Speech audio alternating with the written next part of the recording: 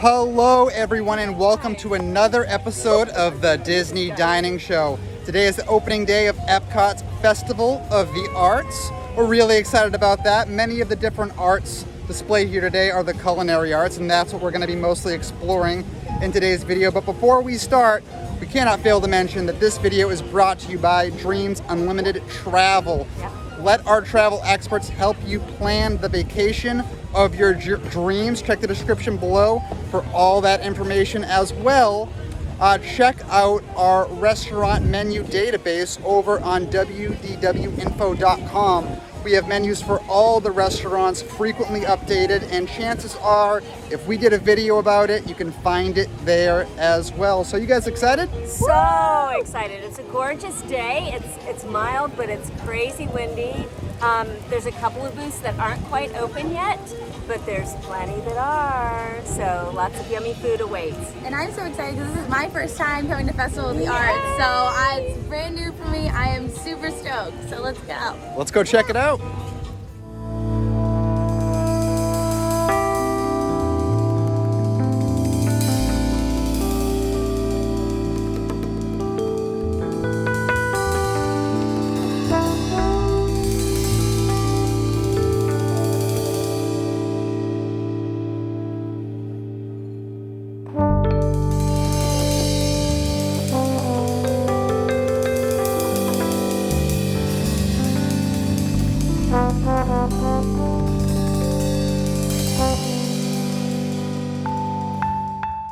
Alright, so just made our first stop at China, the booth in China. That is the Painted Panda. A cool thing about the Painted Panda, which I'll insert a little clip right here, is you can actually get this handmade candy. Really, really cool. We didn't end up doing that, but we did end up choosing the two food items here. That was the spicy beef shumai, and that was $10.50. And then the char siu pork bun, I think I'm saying that right, and that was $7.50, I believe.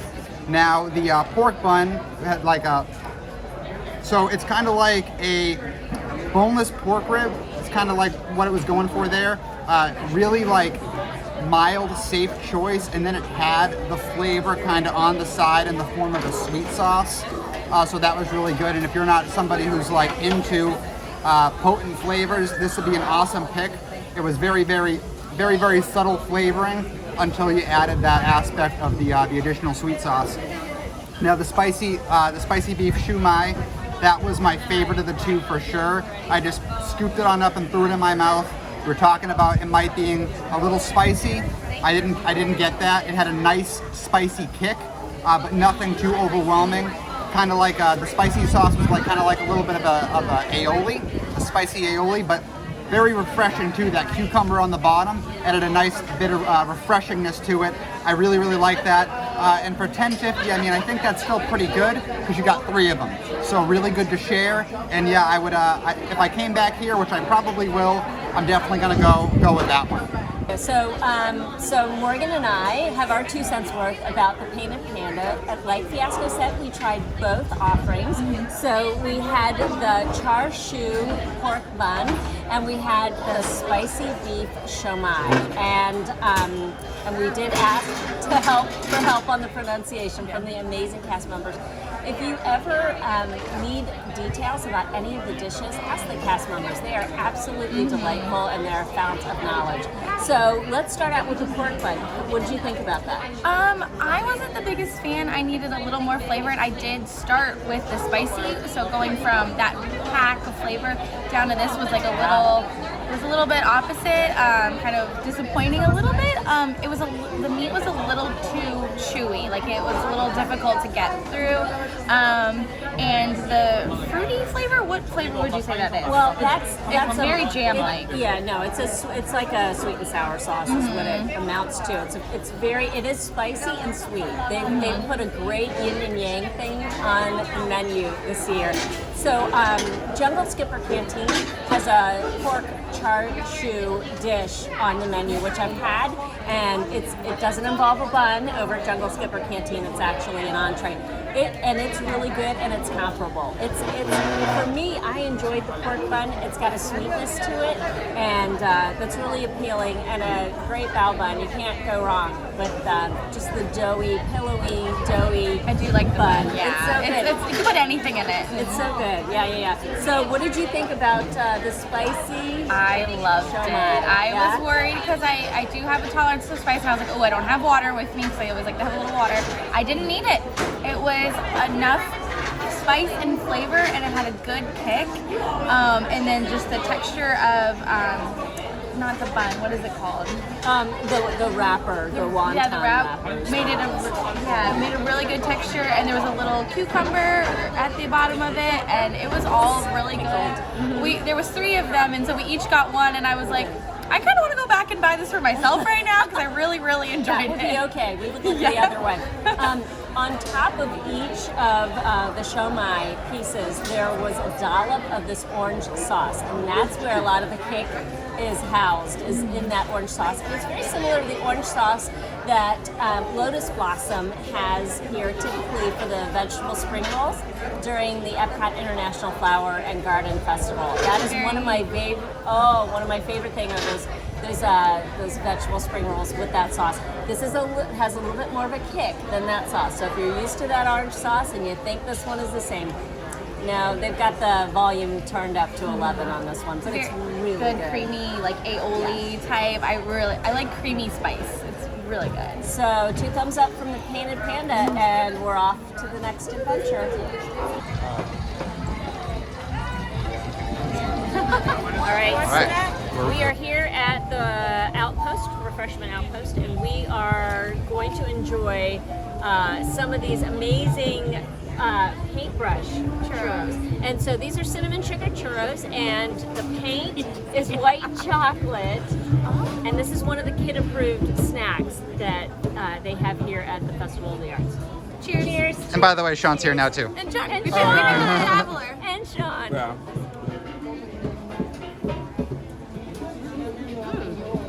Ruby. Okay. Not what I was expecting. As you lap up the rest of the white chocolate. Yeah, I like it better, the parts that have the icing on it. So Definitely. it gets a little dry when you get down to the bottom of this thing. But they're good, and I think it's something the kids would absolutely enjoy. You can share. Yeah, absolutely. It's cute and it's good for Instagram. Morgan had to grab a couple of Instagram pictures beforehand, which is a good thing. So definitely, if you're halfway around, part of the way around. Do you remember how much it was? I don't. You paid. I'm not here old enough. Okay. Yeah, it was a little, like John said, the stuff with the icing on it is really good. I almost wish they had like a little dish that you can dunk it in. And Yeah, actually a little extra. I think that would be clever. Yeah, it's a little bit chewier than like your regular churro. A little bit drier. I don't know if it's just the time of day or what, but it's a good safe snack, good to share. You don't have to buy 5 different churros for all your kids. Yeah. And we'll update you on how much they cost at our next location, because now Sean has made a friend, which is a very good thing. We'll see you in a minute. Well, here he comes. Oh, he's They're back. sorry, I got stopped by listeners. They're $6.50, which is Oh! quite. Yeah, That's not bad. Yeah. And a normal churro I think is like $5.50. Normally. Yeah. So you're getting icing for like $1.50, I guess. So. Yep, and And it's a there's- little bigger, I guess, than a regular churro with all 4 combined. And super shareable. And Fiasco, we've got one for you. Thanks.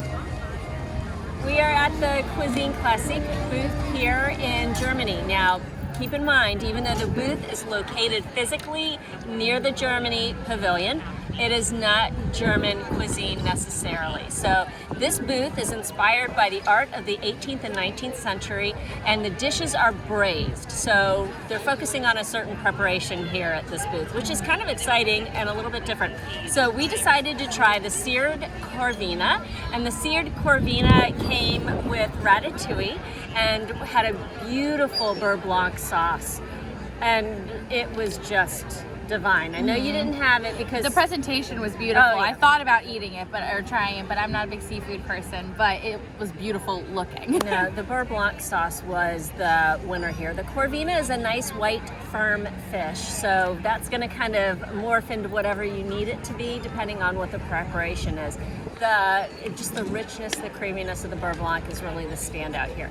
We also had the red wine braised beef short rib with parsnip puree and baby tomatoes and broccolini and aged balsamic. And Morgan, what did you think about that? It was heavenly. Heavenly is the word I would choose to describe this.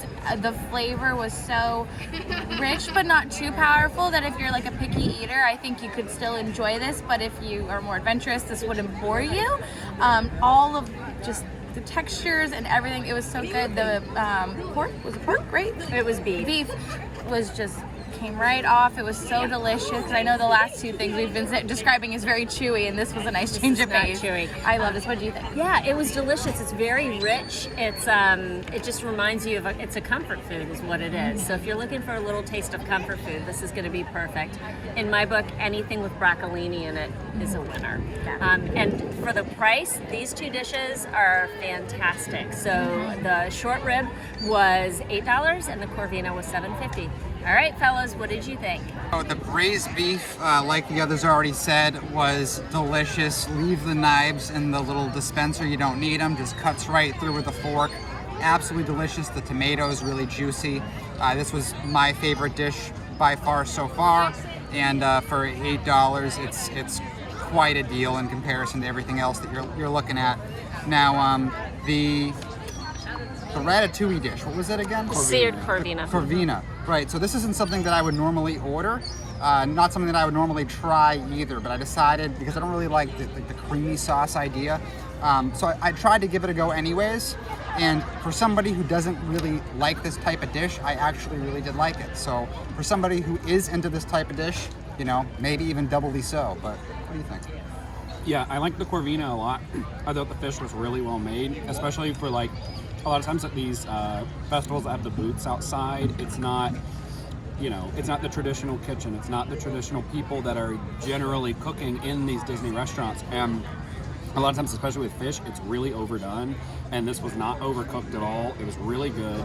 The beurre blanc sauce was amazing. It was. I would love to have that on everything. It tasted really similar to the butter that's on the filet at the Canadian Pavilion at Food and Wine, if anyone does that. It kind of had a similar taste to that.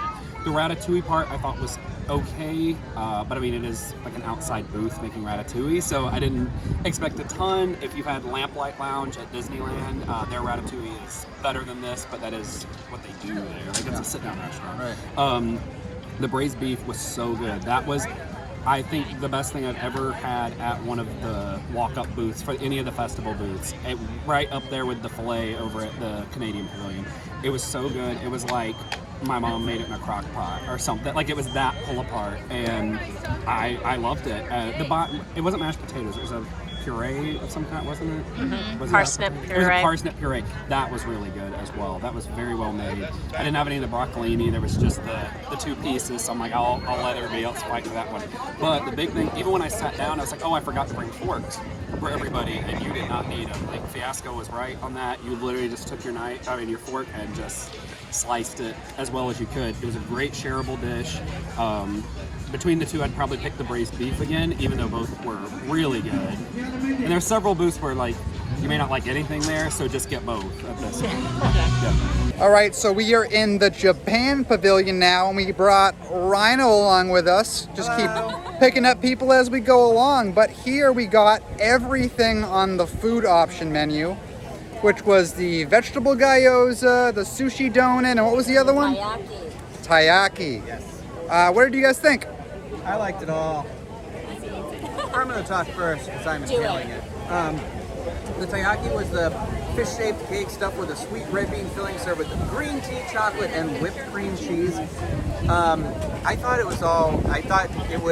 the presentation was great with the little fish cake, so it was cute for a photo, but then I actually really enjoyed it too. I've had red bean ice cream before and stuff, so I'm a little used to that. I know some people might have a weird thing with the texture of that, but I thought the sushi donut was pretty good too. I thought for booth sushi, it was good. And then the vegetable gyoza was like top notch. Yeah, the vegetable gyoza was killer. So I liked it all. And so the vegetable gyoza, there's no vegan designation on it. It's obviously vegetarian, and Denny pointed out to me before we started recording, it's one of the kid-friendly options. But no vegan designation there, so maybe there is some sort of dairy or something in it. But that was hands down my favorite item. Didn't try the sushi donut because I don't do sushi. But the little fish guy, what was that called again? Taiyaki. Taiyaki. That was pretty good. It kind of reminded me a little bit of a waffle, like the texture of the pastry.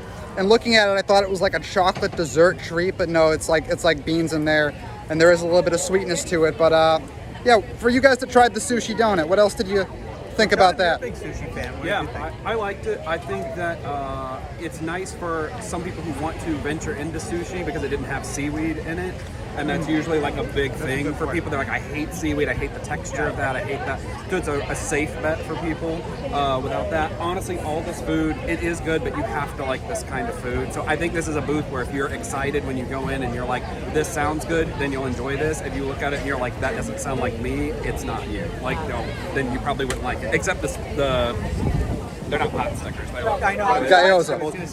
That could be very universal for people. Yeah, I love that you call them pot stickers because that does translate. For somebody, I have passed by this booth, I cannot tell you how many festivals, and I just keep on trucking. But pot stickers, I understand. I like that. So the gyoza was really good. Do it.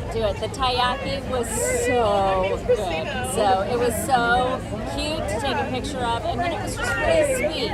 Yeah. So that's a nice, very approachable thing. So if you have passed by this booth for years, you can stop Yep. this festival and try some of the very approachable items. Especially if you are somebody who is vegetarian. I'm not. I prefer dishes that have meat in them, but I still really enjoyed that, even despite that. So that's the big kicker there. So it must be really good for people that are vegetarian. Oh, Yeah. yeah. Morgan, 2 cents worth, babe. My favorite thing was the vegetable gyoza. It was so good, so flavorful.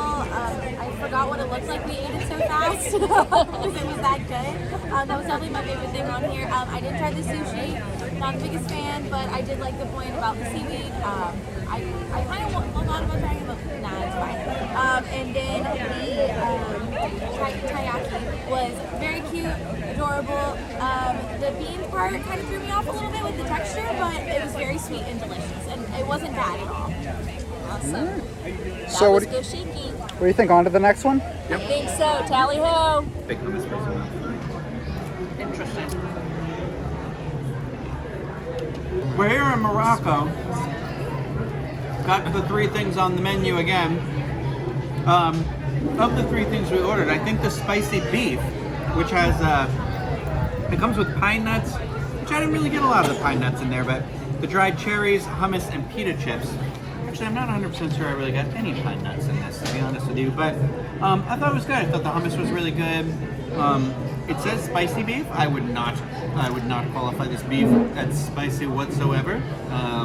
But I think that was my favorite thing. I call it theme park spice because it's like spice, like flavor. I think that's more pepper is more labeled as flavor. theme park spice. Yeah, that's like theme park spice. We also got the Mediterranean flatbread and Shabakia, that's what it's called, Shabakia. So the Mediterranean flatbread, it has za'atar, which I don't know what that is, olive oil artichoke, olives, mozzarella, and feta cheese. I almost didn't get it because I'm not an olive person, but it blends all pretty well together, and it's a good garden of flavors. And if you want something light, like I think it's a nice light dish, but it's big. Like It's a good shareable one. It was a really good shareable size for that. I thought it might be really dry also because it didn't seem to have any sauce or anything on it, but it's not. It tastes really good. The chabakia is fried dough coated with honey, rosewater, and sesame seeds. I could really taste each of those things, like the honey, the rosewater, and the sesame seeds. I thought it was a really good bite or two, but I wouldn't want to eat the whole thing, especially by myself. I'd split it between literally a group of 5, and that was about the minimum I'd want to eat of it. Yeah. It's just such a distinct flavor. You really have to, I wouldn't even say like it's got spice like it's like a dessert, so I don't know what to compare it to, but it's worth trying if you're adventurous, and then splitting with somebody else who's adventurous. So that's about it. All right, so the spicy beef, the way I would describe it is kind of like a deconstructed taco as far as like the ingredients and the flavors are concerned. I thought you were going to say you'd describe it like rhino, spicy beef. Well, yeah, but like and the other thing that you guys were mentioning, like it wasn't spicy though. Like I wouldn't call this really spicy at all. If anything, because I did get some of the dried cherries in with my bite. If anything, it was more sweet. I got a little bit on that very last bite I just took before Yeah. we started recording a thing. I can taste it a little bit now, but, Yeah, but- very, very minimal. Like you were saying, definitely approachable, right? Oh, completely. Okay, so this is another booth that I have stopped at when it has something that I can easily understand and go, okay, if I'm just going quickly and I don't want to throw a lot of money behind something I don't fully comprehend what the tastes are. So here's the deal, guys, stop at this booth. That's the moral of the story. Stop at some of the booths that maybe you haven't stopped at before. This was completely approachable. It's like Moroccan nachos. It was nachos. And even the kids are gonna like this. It's hummus and it's pita chips. It's great. We have since, this is breaking news, so za'atar, we now understand what it is. It's herbs. It's a culinary herb that's used. It's a combination of sumac and salt and hyssop. So how cool is that? That's on the flatbread. Very cool. It's on the flatbread, which was also very good. It was a very fresh flavor, fresh taste, which was really nice. And I agree with what Sean said about the dessert, the tabakia. One bite, I had 2 bites, and that was plenty. The rose water, I could totally, like the scent of rose water was in my mouth, almost like a perfumey taste. So that would have been enough, definitely for me. Sorry, I just wanted to add one more thing. The flatbread, we had this last year too. And for somebody who doesn't like cheese, because this has mozzarella and feta on it, I look past that because I really do like this a lot. The flatbread is a huge slam dunk for me. But My favorite thing on here was the spicy beef. Like everybody's kind of already said, it wasn't very spicy at all. I think it's a good flavor, but not crazy. I think all of these were very safe flavors. Nothing too, I think Moroccan, I feel like it's going to be almost like too exotic for me, but these were all pretty tameable. I enjoyed a little bit of everything, but I definitely think the hummus was my favorite. One thing to note, with the Festival of the Arts, the presentation is a really big deal at the food booths. So just plan a few extra minutes to wait for your food because they are going to plate it beautifully. It's going to be a lovely presentation, but you just got to wait a couple extra minutes for it. And one more thing that we noticed is the spicy beef in the pictures that Disney put out was actually displayed in a cup. And as you can see in ours, that's not how it came. So just something to keep in mind. At first glance, you might be like, that's not the spicy beef Disney has. It is the same things, just Maybe in a they ran out of the cups today. Yeah, maybe. Oh my gosh, this was the best ever. It was heavenly. It was chocolate cake. No, I was trying to read the actual name. I have no idea how to say. Where's Denny go? Where's the French expert? We need the French. Just give us a second, Denny. You've been designated. Okay, milieu au chocolat Valrhona. She even says it so beautifully. Milieu means mid-level, so mid-level sweetness. So it wasn't like That's true. over-the-top sweet. Good point. It wasn't without sweetness. It's kind of, they just kind of go for the middle. That's what that is. Yep, they were correct. Yeah. Beautiful, amazing. The texture was so good. It like was ooey gooey, but also like held together. Oh my god! I got woken up. I'm so excited by it. Yeah. Let's Yeah, get it was another. really good. Similar to like lava cake, I guess that would be the American equivalent of that. Would be lava cake-ish. Yeah. And again, they took such care with the presentation. As Sean and I stood there, they were very exact about where the sauces went. Just each dollop placed with a whole lot of love. So Yeah. it's pretty neat to see. All it needed was ice cream. Oh, of course. Oh yeah, that would have been Yeah. good. Yeah. No, If only it had ice cream. it didn't No. need it. It was perfect. Perfect. Highly recommend. This is probably so far in my top 3 favorite things. For sure. All right, everybody. So that is going to do it for our Dining Around the World for Festival of the Arts. Now, there were 2 other booths we would have liked to get to. That's Pop Eats and the Deconstructed Dish. The one I was looking forward to the most Pork belly. hasn't been open all day. So apparently they're saying hopefully tomorrow, and as of recording this video, it is opening day. So hopefully tomorrow, but for what we did try, what did you guys think? 2 thumbs up. There were so many booths at which we loved all the things, and I just think that's fantastic because there's 5 of us here, so we have a lot of different palettes that we walk into this experience with, and we all were pretty excited. I joined you guys so late too, but everything I had along my part of the journey, I thought was, even the stuff where I was like, oh, I probably wouldn't get again just for my own flavor profile. I thought the food was made very well. And, Yeah, I think this the dishes here were one of the more value friendly compared to, based on like what you pay and what you're actually getting. I feel satisfied with a lot of the food I got. Whereas when we review Flower and Garden and Food and Wine, a lot of the times I feel like there were 1 or 2 in there that I was like, wow, I really like that. And then a lot of them were just like, not really. And this had a lot of high points. Yeah. For this being my first Festival of the Arts, there was a lot of really good choices, and I'm definitely going to go back to some of the booths and I'll get it again. I'll get it a second time. Well, I do want to ask, because like we get, for like the dreams, the travel agent side of this, we get a lot of people who say, I'm coming for Flower and Garden, I'm coming for Food and Wine specifically. Do y'all think Festival of the Arts now is enough to be like, I will come to do that Yes. the same way? Yes. And we had the opportunity to meet listeners and viewers all around the World Showcase, and so many of them said, this is my favorite, this is my favorite. I love the Festival of the Arts, so yes. And I know we didn't we highlighted the food today, and the food was all great. My favorite being the braised beef, vegetable gyoza, a close second. But another thing that's really awesome about Festival of the Arts is the merchandise. I mean, if you're comparing the Epcot festivals and which one has the best merchandise, Festival of the Arts, hands down, for merchandise, it's the best. I think it also has the most unique things to look at as well, as far as the merchandise goes. I felt pretty satisfied. Usually I walk right past them because it's just like the branding that just says like Flower and Garden Festival. I'll do a quick once through. I'm like shirt, hat, apron, done. But this, I wanted to go in each one, look at the different paintings, look at all, like most of the artists are there, so you can talk to them and they explain like what their vision is. And I mean, it's Disney art, so it's really neat. There's a different vibe to this festival than you get at Food and Wine. So if you have kind of said, I don't do the festivals because there's maybe, there's a lot of people who are all about drinking around the world at Food and Wine, and that's more power to you. But there's just a different vibe to this festival, and it's fantastic and super family friendly.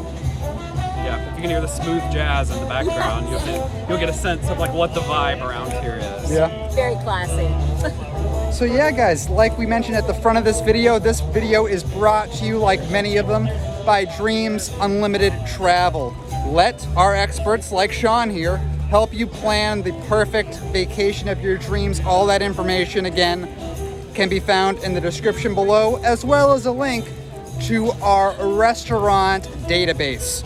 So check that out if you have any questions that we might have not answered in this video that you're trying to figure out. And yeah. Are you okay? Dancing my way off. Yeah, there you go. We shall dance out a shot. The jazz will get to you.